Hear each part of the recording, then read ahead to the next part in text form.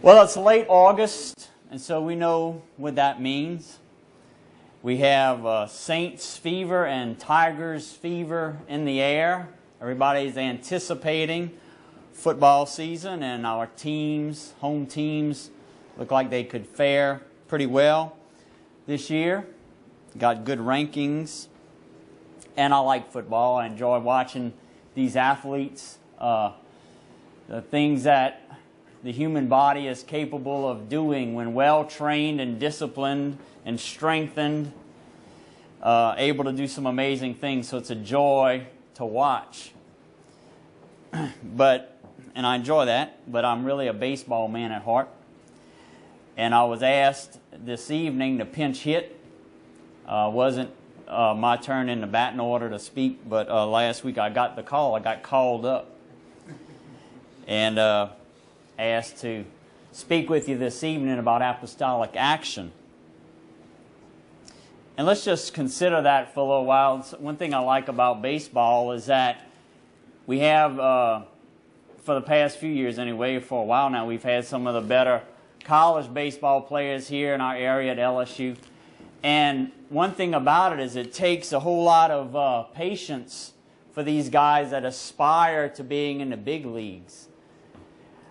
They might be on, one of the best teams and be some of the best athletes coming out of college, but they get drafted and you don't see them for at least 2, maybe 3, 4, 5 years in the big leagues.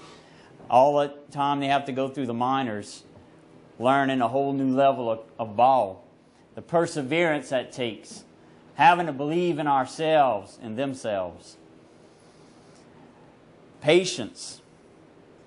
So just imagine that these guys, after all this time of learning and going through the difficulties and all those challenges that come along, if they get called up and they go and it's their turn to bat. They barely made it in and they got called up.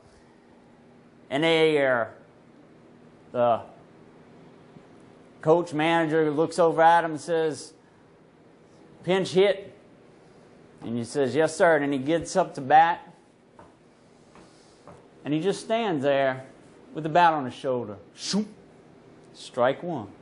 Shoot. Strike 2. Shoot. Strike 3. And he walks on back to the dugout with a big smile on his face, just happy to have made it to the bigs. We as Cursiestas and other groups, lay groups that are of the upper level Catholics, you might say, informed, practicing our faith, living it out genuinely. How are we whenever it's our turn to bat? Do we go up there with our bat on our shoulder and not act? When we're called to act, when we're in a position to act, when we get called up. Or like some of the motivators say, we prepare, and then there's the opportunity. Ready, aim, aim, aim, and never pull the trigger. The Cursillo method gives us a tripod.